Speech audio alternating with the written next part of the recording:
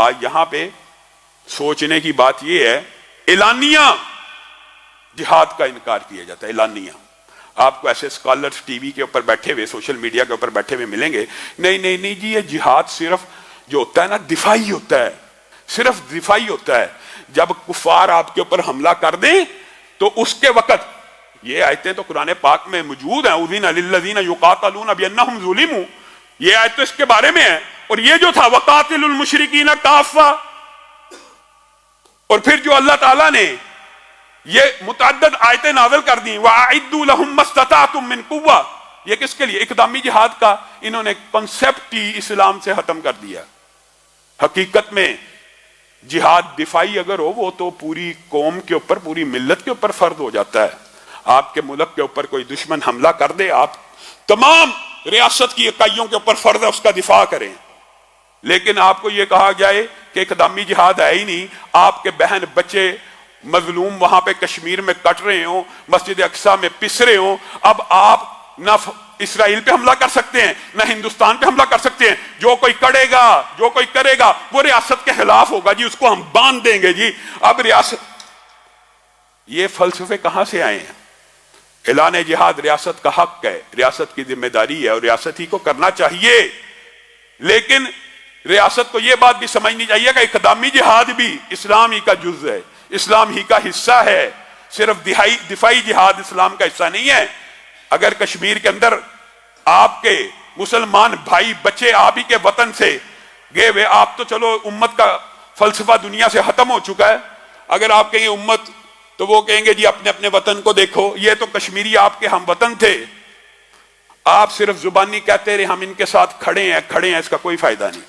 جب تک آپ اقدامی جہاد کی طرف، یہ حقیقت ہے، کسی بندے کو ہو سکتا ہے لوگوں کو یہ باتیں تلخ لگیں، لیکن یہ حقیقت ہے، جس طرح دفاعی جہاد اسلام کا حصہ ہے، اسی طرح اقدامی جہاد بھی اسلام کا حصہ ہے۔ اور پھر رسول اللہ صلی اللہ علیہ وسلم نے اس آیت کے نازل ہو جانے کے بعد وَأَعِدُّوا لَهُمْ کہ ہر طرح تیاری پکڑو دشمن کے خلاف، ہر وقت ہر عالم میں مضبوطی کے ساتھ تیاری پکڑو۔ تو رسول اللہ صلی اللہ علیہ وسلم نے اس آیت کو اپنی حدیث کے ساتھ بھی بیان کیا ہے، وَأَعِدُّوا لَهُم مَّا اسْتَطَعْتُم مِّن قُوَّةٍ، اور اس کے ساتھ کیا الفاظ کہتے؟ الا ان القوۃ الرمی، الا ان القوۃ رمی، الا ان القوۃ رمی۔ رسول اللہ صلی اللہ علیہ وسلم نے بھی سمجھانے میں کوئی کسر نہیں چھوڑی۔ رسول اللہ صلی اللہ علیہ وسلم نے کہا اور دشمنوں کے خلاف بھرپور مقدور بر تیاری کرو، اور ساتھ تیاری کیا کرنی ہے اس کو بھی بیان کیا۔ الا ان القوۃ الرمی، کیا مطلب؟ کہ بنیادی طور پر کفار کے خلاف یا مشرکین کے خلاف جو تم نے تیاری کرنی ہے، ان میں سے سب سے پہلی تیاری کیا ہے اور سب سے بہتر تیاری کیا ہے اور سب سے مضبوط تیاری کیا ہے اور سب سے طاقتور اور قوت والی تیاری کیا ہے؟ قوت الرمی۔ یہ کیا مطلب ہے اس کا؟ اس کا مطلب یہ ہے کہ نشانے بازی کی جو صلاحیت ہے، نشانے بازی کی جو قوت ہے، نشانے بازی کی جو طاقت ہے، وہ سب سے بنیادی طور پر دشمن کے اوپر غالب آنے کے لیے مؤثر چیز ہے۔ اس کو عصر حاضر میں آپ یوں بیان کر سکتے ہیں، اور اگر میں یہ کہوں کہ ہم نے رسول اللہ صلی اللہ علیہ وسلم کی اس حدیث کو چھوڑ دیا اور رسول اللہ صلی اللہ علیہ وسلم نے سپر طاقتوں کا اور قوت کا جو مرکز اور پیمانہ بیان کیا تھا، مسلمان امت نے جب اس سے منہ موڑ لیا، ذلیل و خوار ہو گئے۔ الا ان القوۃ الرمی، رمی اگر ایک قوت تھی تو وہ مسلمانوں نے بھلا دی، حتیٰ کہ رسول اللہ صلی اللہ علیہ وسلم نے یہ بھی کہا من عمل الرمی، اور جس نے علم حاصل کیا نشانے بازی کا، ثم ترکہ، پھر اس کو چھوڑ دیا، فلیس منا، وہ میری امت میں سے نہیں ہے۔ یعنی نشانے بازی کی اہمیت رسول اللہ صلی اللہ علیہ وسلم نے قوت اور طاقت میں اتنی کیوں دی؟ یہ ایک دباچہ ہے، اگر سمجھنے والا سمجھنا چاہے تو اس حدیث سے سمجھ سکتا ہے۔ قیامت تک سپر پاور وہی ہوگی جو اسلحہ سازی میں آگے ہوگی، قیامت تک سپر پاور وہ ہوگی جو نشانے بازی میں آگے ہوگی، قیامت تک دنیا کے اندر سپر پاور اس کو کہا جائے گا جس کے پاس ایسا اسلحہ ہوگا جو تاک کر نشانہ لے سکے، میزائل ہوں، چاہے دور حاضر کے جنگی جہاد ہوں، میزائل کی ٹیکنالوجی ہو، ایٹم بم کی ٹیکنالوجی ہو، طاقتور طاقت کا معیار میں مانتا ہوں، کئی مرتبہ یہ بات بیان کرو، اسلام کی مبادیات کو جب بیان کیا، یہ اسلامی طالب علم پہلی دوسری تیسری کلاس کے جو ہیں یہ ان مبادیات سے آگاہ ہیں، لیکن ہمارے ماضی کے حکمرانوں نے بھی اس کو فراموش کیا، اور آج کے حکمران بھی فراموش کرتے ہیں۔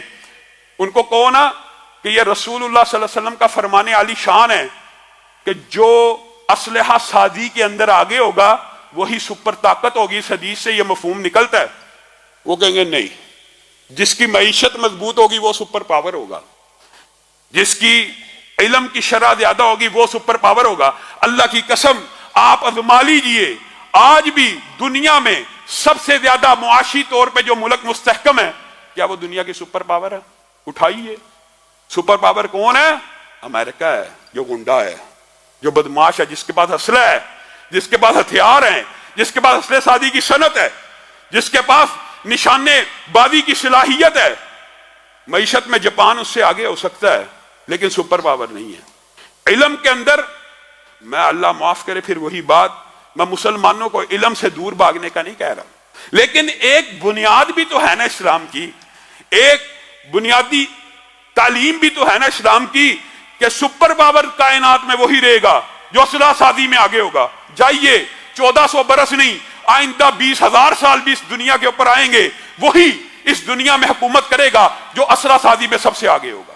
جس کے بعد اسلحہ ہوگا معیشت بھی اس کی ہوگی، جس کے بعد اسلحہ ہوگا علم بھی وہ خرید سکتا ہے۔ یہ علم، یہ معلومات، یہ برین، کوئی بھی جس کے پاس طاقت ہے، جس کے پاس اسلحہ سازی کی قوت ہے۔ اور آپ کو یہ بات بھی بتلاؤں، مسلمان حقیقت میں اسی ایک صنعت میں پیچھے رہ جانے کی وجہ سے ذلیل ہوئے۔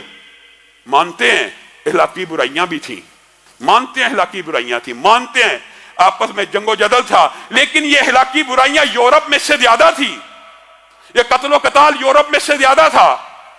آپ کو تاریخ بھی غلط پڑھائی جاتی ہے، جی مغل بادشاہ جی یاشیوں میں پڑ گئے تھے، مانتے ہیں جتنے مرضی یہ یاش تھے فجر کی نماز آ کے جماعت سے پڑھاتے تھے، جتنے مرضی یاش تھے خطبہ جمعہ دیتے تھے، یاش تھے، مانتے ہیں، لیکن یورپ کی یاشیوں کے اشر اشیر نہ تھے۔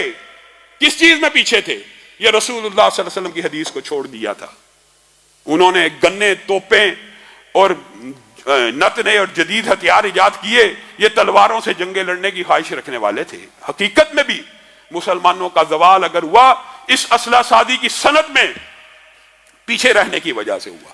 بہت سے لوگوں کو یہ بات بری لگے، لیکن اللہ کا شکر ہے پاکستان کے بعض حکمرانوں کو اللہ تعالیٰ نے یہ دماغ میں بات بٹھا دی۔ اللہ کا شکر ہے، یہ بھی اللہ کا شکر ہے کہ ہاں اگر ایٹم بم نہ بنایا، اگر دفاعی ہتھیار نہ بنائے تو دشمن قبضہ کر لے گا۔ آج اگر آپ حقیقی معنوں میں جائزہ لے لیں، معیشت ہو، تجارت ہو، سائنس ہو، ٹیکنالوجی ہو، علم ہو، آپ کا ہمسایہ ملک سب میں آگے نکل گیا ہے، لیکن آپ کو ابھی تک اس لیے ہضم نہیں کر سکتا، آپ کے پاس ایٹم بم موجود ہے، آپ کے پاس دفاع کی ایک صلاحیت موجود ہے۔ آپ نے کم از کم رسول اللہ صلی اللہ علیہ وسلم کی اسلحہ سازی کی صنعت کے حوالے سے جو حدیث تھی اس کے اوپر عمل کیا تو بچ گئے ہیں۔ ملک کے اندر ابھی بھی یہ خطرہ موجود نہیں ہے کہ پورے کے پورے ملک کے اوپر کوئی دشمن آئے گا ہمسائے سے اور قبضہ کر لے گا۔ آپ کے پاس ایٹم بم موجود ہے۔ تو گویا اگر رسول اللہ صلی اللہ علیہ وسلم کے ان بنیادی فرامین کو ہم نے سمجھا ہوتا تو مسلمان امت بھی زوال پذیر نہ ہوتی۔ پھر رسول اللہ صلی اللہ علیہ وسلم نے جہاد ہی کے حوالے سے جو رہنما اصول بیان کیے اور جو جہاد کی برکات اور شہادت کے فضائل بیان کیے، انشاءاللہ آئندہ آنے والے خطبات میں غزوہ بدر کا جو دباچہ ہے وہ کون سے واقعات بنے اس حوالے سے مفصل گفتگو کریں گے۔ اللہ رب العزت جو کہا گیا، جو سنا گیا، اس کو سمجھنے کی توفیق عنایت فرمائے۔